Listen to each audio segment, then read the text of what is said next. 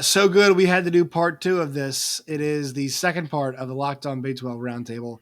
Josh Neighbors here, Locked On Big 12 Podcast. If you're watching on YouTube, to my right, it is Linda Godfrey of Locked On Pokes. Below her, it is Steven Simcox, the host of Locked On Horned Frogs. And then to his left, below me, it is John Williams, the host of Locked On Sooners. Dabo Swinney made some comments this week about NIL and the transfer portal. And I know Dabo Swinney is not a Big 12 coach, but there's some points that some are valid, some are really just not valid. And we're going to talk about it, have a mature conversation about it where I promise I won't get too angry. That's Cap. All right, intro video. We'll get to his comments.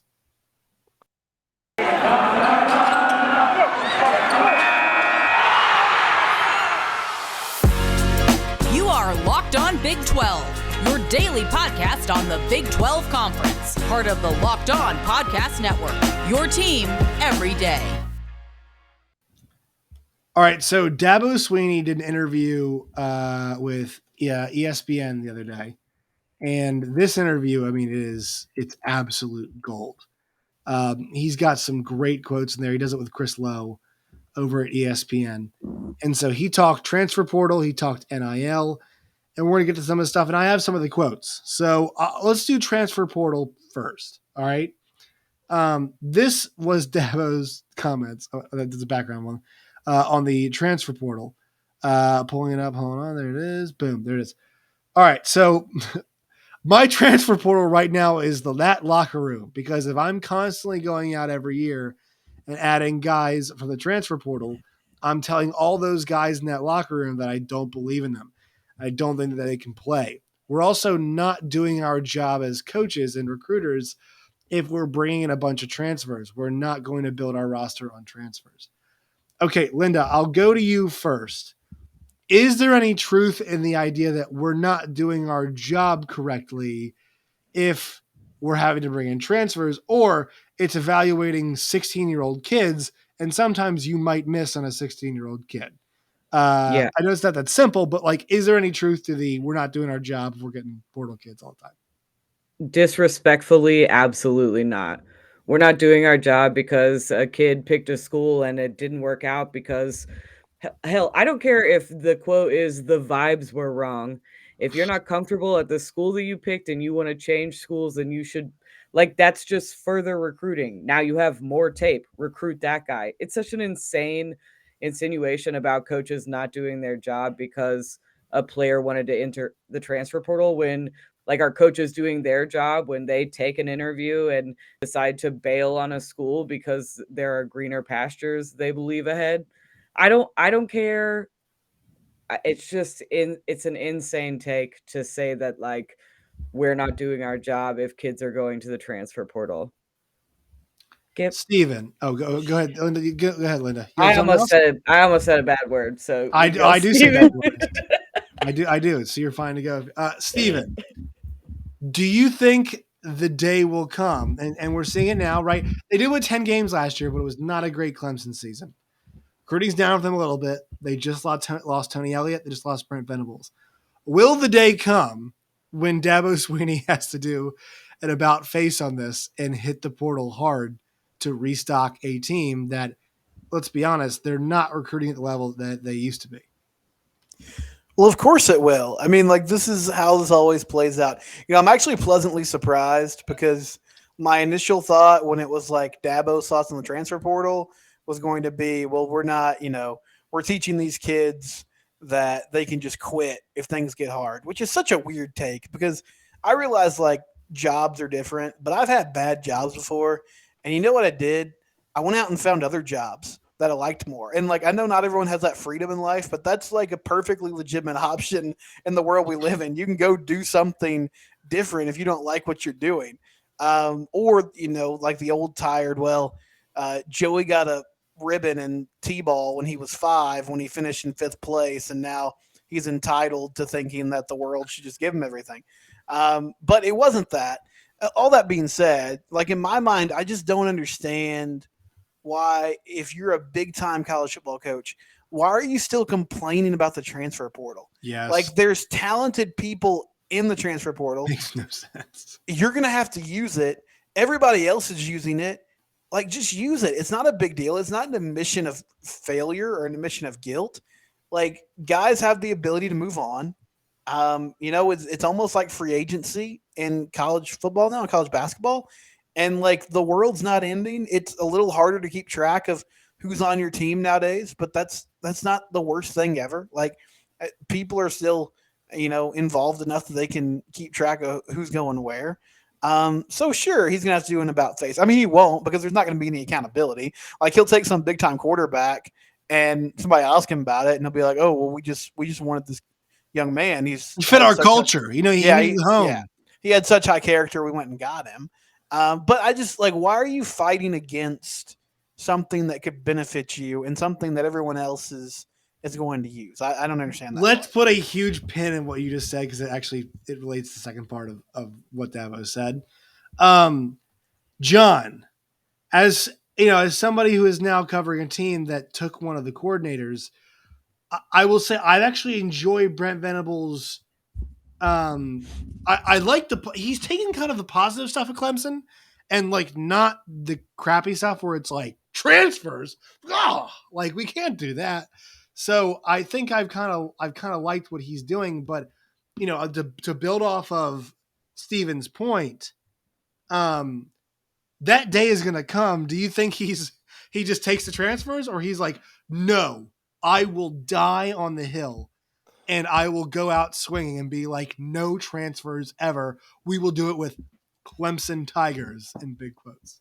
Yeah, I mean, I think it's going to come to a point where he kind of learns from the pupil, so to speak. Like Brent Venables came in, and he didn't make anything 100%. Nothing was absolute, whether it was NIL or transfer portal. It was, they're going to have to fit culture, and they're going to be competing for jobs just like everybody else. And you look at the Lincoln Riley era, and yes, there were the quarterbacks, but even last year they brought in 3 Tennessee guys, all who most people thought were going to have big time roles for the program. Wanye Morris, the left tackle, ended up basically as a rotational player. Eric Gray had a few good games to start the season, but eventually ceded way to Kennedy Brooks.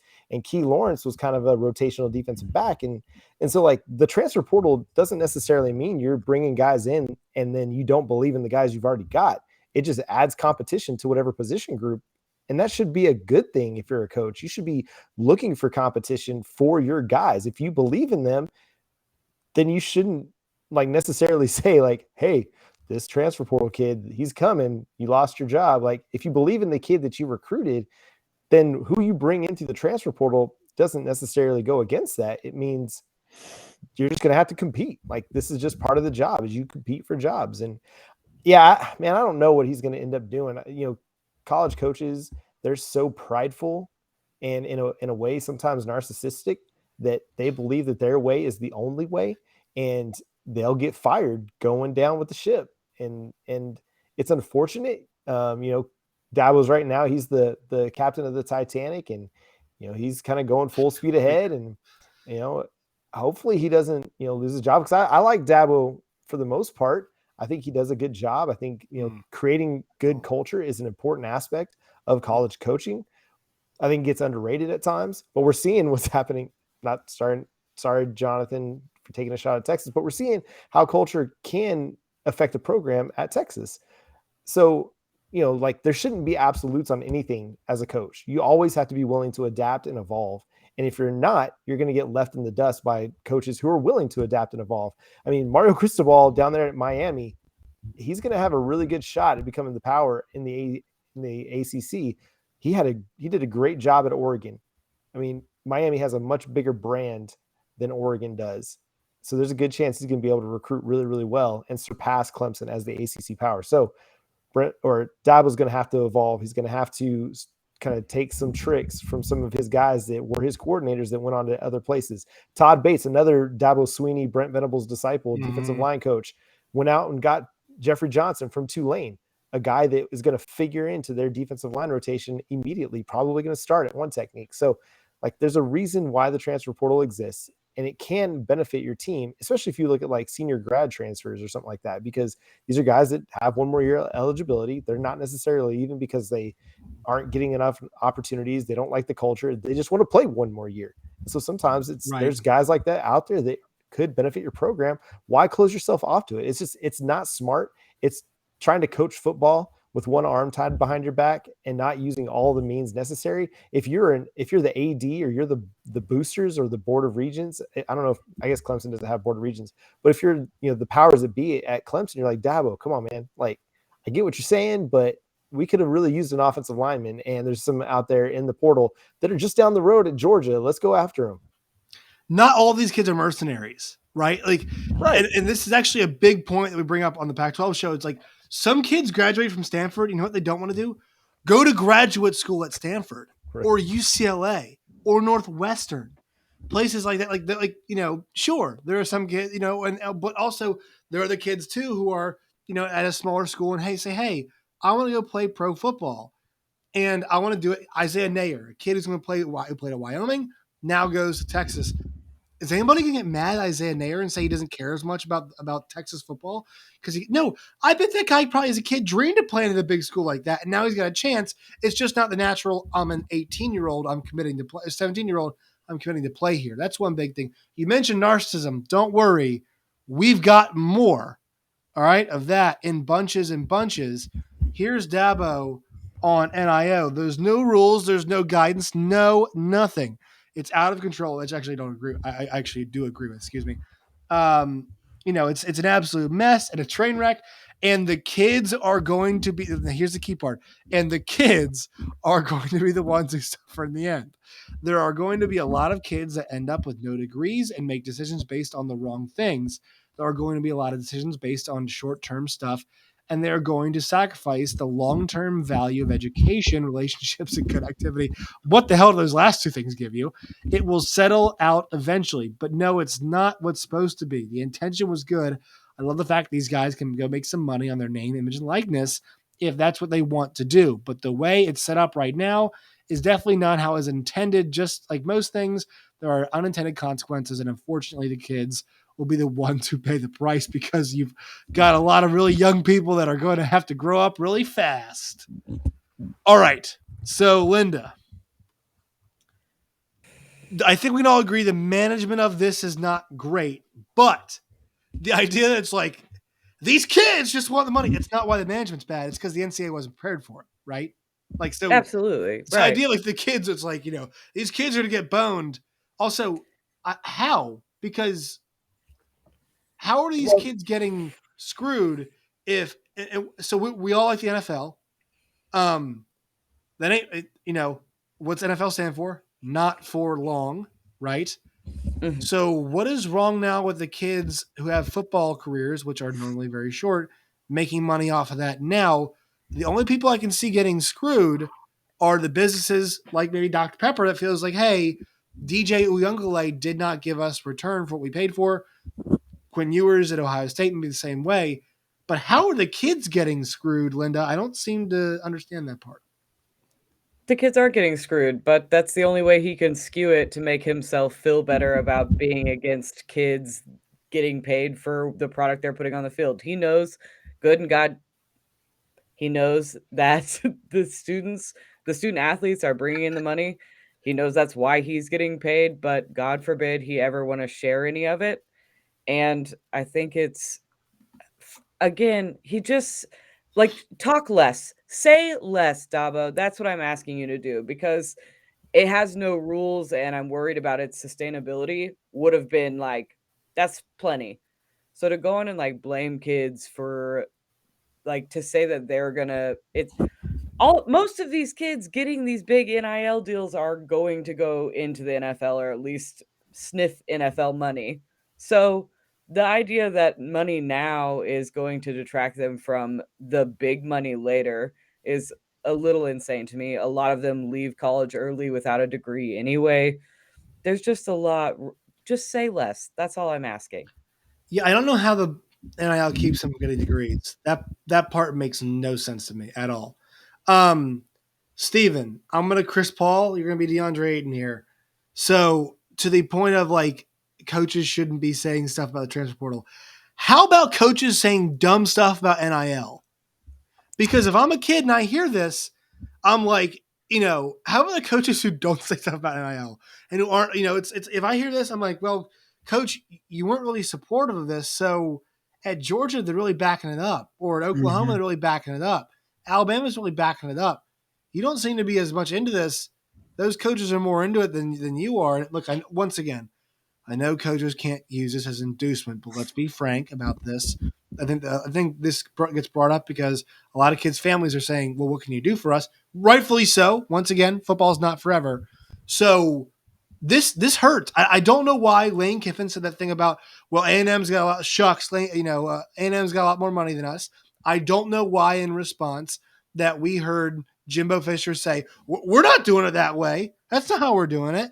And I don't know why coaches, you know who's not doing this? Not doing this? Nick Saban. He's not like, well, you know what? There's no money. No, he's not doing that. Guess what he did last year? Talked about how much money Bryce Young was making. Steven, why? This does not help you in any way. No, it makes no sense. And you bring up a great point. Like, in a lot of ways, people equate Nick Saban as like the grumpy old coach who won't change. But you know what Nick Saban's done his whole time at Alabama? He's adapted. Like when that offense got bogged down, he said, okay, let's open this thing up. You know, I'm able to get the best athletes, in the country here. I'm going to start recruiting big-time quarterbacks, big-time wide receivers. I'm going to start using them, spread out the field, allow them to make plays.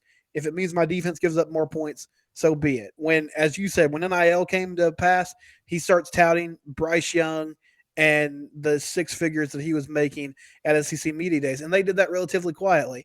I have no idea why Jimbo Fisher was upset about Bro Bible saying they had, $17 million, whatever. Like, who cares? That's good. That's good for you. And why are you complaining about kids? You get paid millions of dollars, Dabo, to relate to kids. Like, that's your job. That's the gig. Don't tell me why it's so hard. Just do your job. Like, stop whining about it. We know there's challenges, but like, you're supposed to win football games. You're supposed to get people on campus, develop them into good players, and win football games. That's why you get paid a lot of money. So just go do that and stop like pitting these players against you. And the reality is, like, they're kind of at a crossroads of sorts. It was only one underachieving season, and it was still 10 wins. But the dictator, it's my way or the highway college football coach that was completely in control, that's going away. And the coaches that realize that quicker and are able to empower their guys and say, hey, this is what's going on. This is the landscape. I'm going to find a way to excel in it. Those are the people that are going to survive. And the ones that like put their feet, in the sand and draw a line in the sand and say, no, we have to do this a certain way. Like, those coaches are going to struggle. And there are certain institutional advantages that Clemson has at this point that will probably allow the bottom not to fall out. But like, why are you fighting against yourself? This is relevant. This is what's happening. Like, just embrace it. And yeah, there should be better regulation, but this was a problem the NCAA created. They dragged their feet on this. State started passing legislation, and then all of a sudden they're like, oh, we have to do something. Like, we actually have to do something, and this is going to become a really unfair situation from state to state. And then they just sort of said, all right, it's all legal, and now we're having to deal with the consequences. And also, you could like walk and chew gum on this. So Nick Saban's a great example. Watch him on the sideline. He chews dudes out all the time. And he is grumpy at times, but like you mentioned, at the same time, the Bryce Young stuff, right? Also, it's also about what he's not saying, right? Three big examples: Lane, Jimbo, and Dabo all saying, which is ridiculous. The fact the guy's named Jimbo and Dabo, like once again, but it's what they are saying. It's what Saban's not saying, right? He's not. I mean, I'm sure he doesn't love it too, but he gets it. He knows what he's doing. Like he said, Steven, he adapts. John, you get maybe the alley-oop of all alley-oops. Here is Dabo Swinney on his pay. He was asked, what do you say to people who say, well, coaches like Dabo Swinney and Nick Saban are making $10 million a year range. Why shouldn't the athletes be able to profit too? He said, quote, well, Nick Saban is 70 years old. I'm 52 years old. None of us set markets on what we do. We live in a capitalist society. The head of Delta probably makes more than those who are checking your baggage. Yikes. But those people are as vital as anybody. None of us set markets on what we do. It's a free market we live in anything. It's just that our jobs are so visible and public. I can tell you this, none of us got into coaching to make money, but I don't apologize for being successful. So everybody can get a turn of this because it's bad. It's real bad. John, Man, do you want to go with reckless hypocrisy? Disrespect to the players? Which way do you want to take that statement? What's funny is I was getting ready to kind of play devil's advocate a little bit and argue on behalf of Dabo and like, yes, there are going to be unintended consequences to all of this. There are going to be, families that push kids in the wrong direction because of NIL, or kids are going to make, poor decisions on locations because of the money. But then he said that, and I'm like, come on, man, you can't argue it's a capitalist society. You're telling me that kids yourself can't take advantage of that as well. Like, yes. They're not the ones setting the market either on NIL. Who's setting the market? The schools, the NIL programs, the boosters, the exchanges, the boosters. Like, the kids aren't the one coming out demanding, I want $1 million. It's people offering Quinn Ewers $1 million before he ever takes a snap at Ohio State. It's a car dealership offering Spencer Rattler 2 cars for his use during the 2021 season. Who needs 2 cars? I think Bijan Robinson just signed with Lamborghini also. So yes, shout out to Bijan Robinson. Good for him, and good for him. Damn, I'm gonna start calling him the Lamborghini from now on. Yes, I mean, there's no reason that a coach should view NIL as the enemy, especially if you're going to argue, I don't set the market for my salary. I didn't get into coaching for money. I can't apologize for being successful. I'm not going to apologize. And then then bring up the working man and say, yes. I mean, it just shows that you're out of touch, man. Like, that's just a bad idea from the press junket, like wherever you're standing and given this quote. Like, it's just a bad idea. It just shows a level of tone deafness to even talk about. Yes, we all know it's there. We all know the CEO of Delta makes more than the baggage handler. We know that.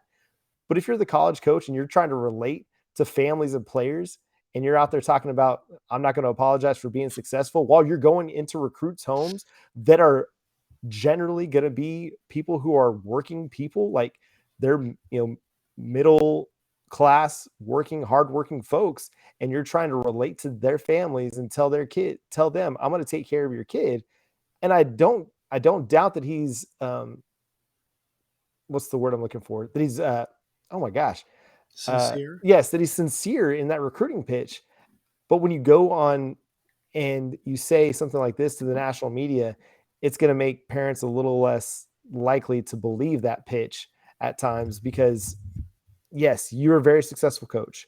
You've earned what you've gotten. At the same time, there's a reason these players are being offered this, because they've done something to deserve it. And I think that's where he's missing the boat. And whether it's not what it was supposed to be, it is what it is. And the players have an opportunity to earn. And will there be some that get taken advantage of along the way? There are NFL players that get taken advantage of along the way. Mm-hmm. Tyron Smith for the Dallas Cowboys.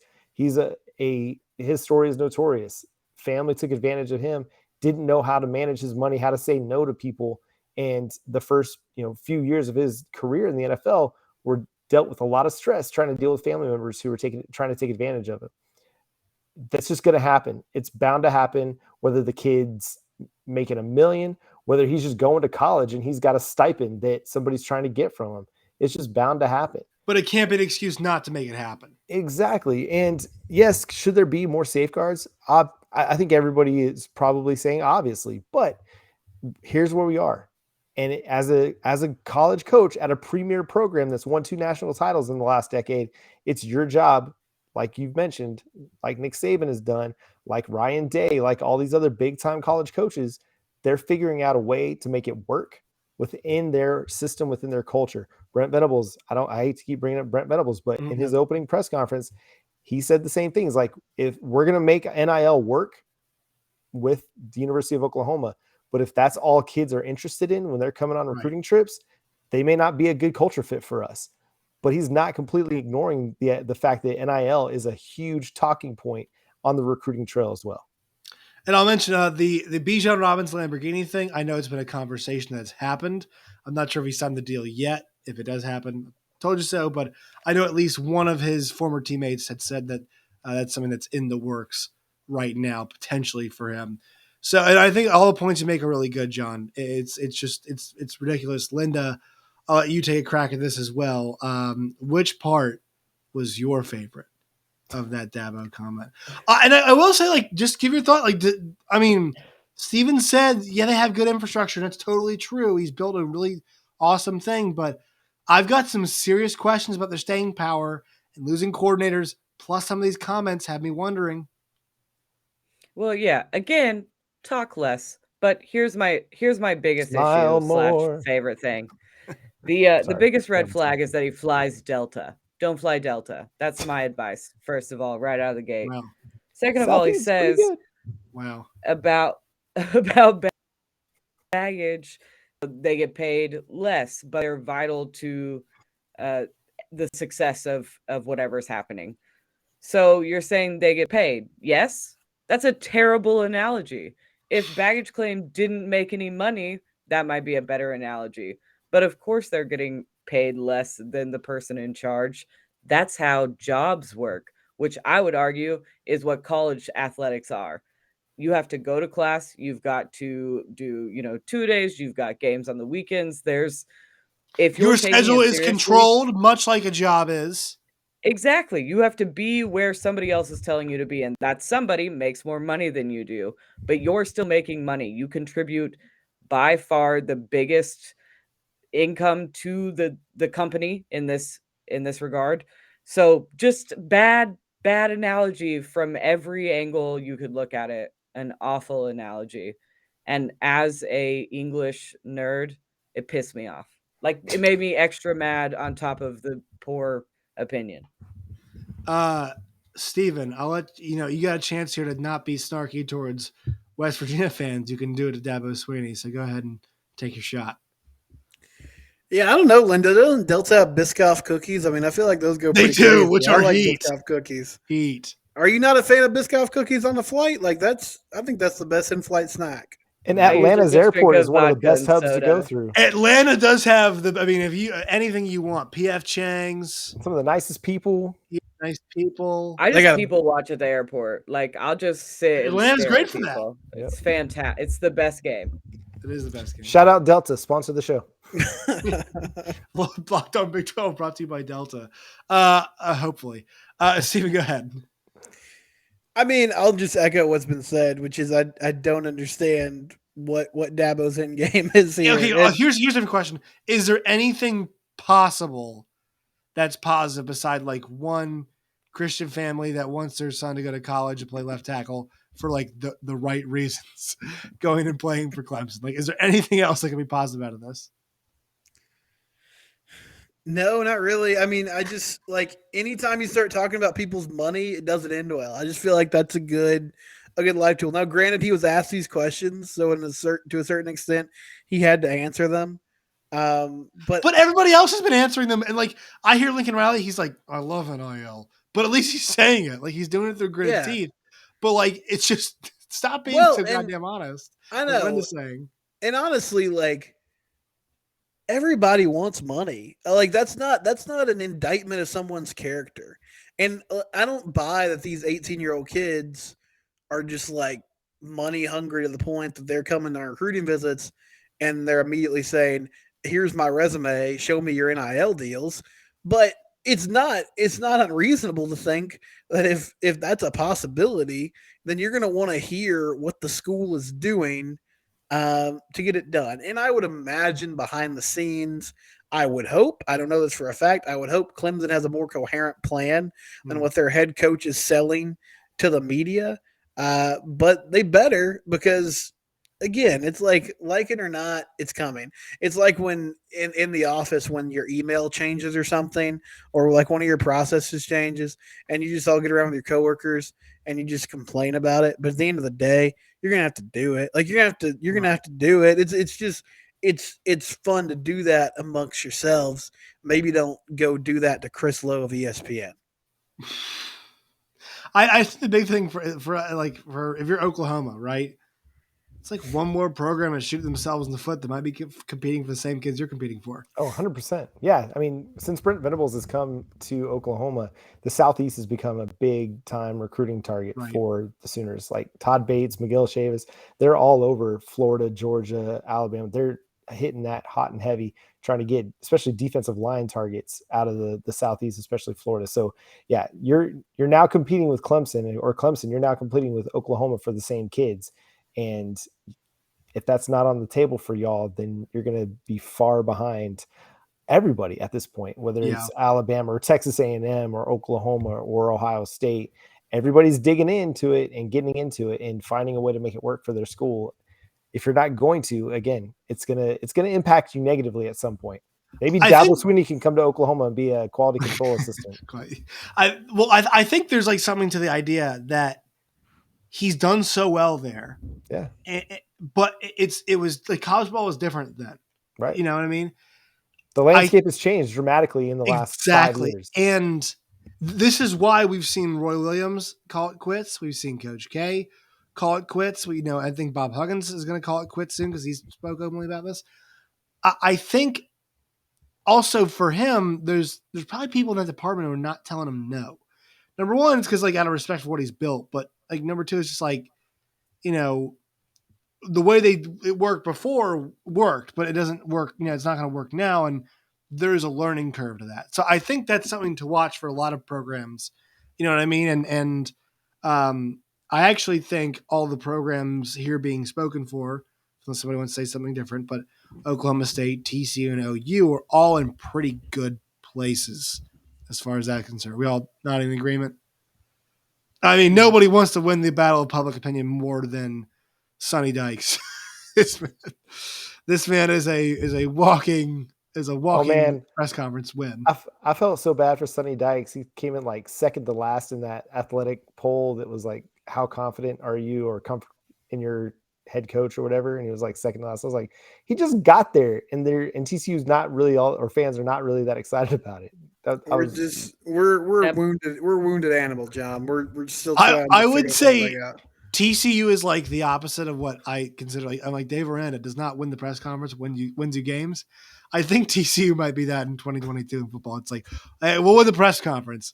Not sure we're going to win you many games. Is that fair, Steven? Yeah, we'll see. It remains to be seen. He's definitely winning the PR battle. He's much more open battle that matters this time of year.